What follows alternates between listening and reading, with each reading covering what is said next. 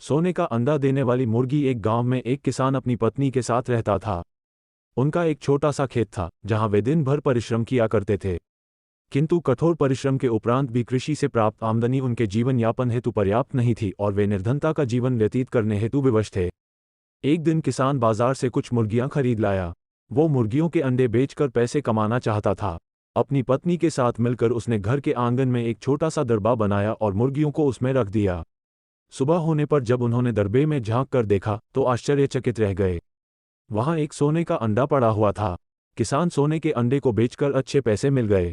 अगले दिन फिर उन्हें सोने का अंडा मिला। किसान और उसकी पत्नी समझ गए कि उनकी मुर्गियों में से एक मुर्गी सोने का अंडा देती है। एक रात पहरेदारी कर वे सोने का अंडा देने वाली मुर्गी को पहचान गए।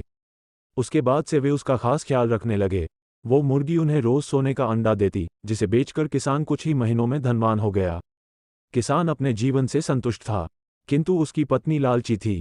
एक दिन वो किसान से बोली, आखिर कब तक हम रोज एक ही सोने का अंडा लेते रहेंगे? क्यों न हम मुर्गी के पेट से एक साथ सारे अंडे निकाल लें?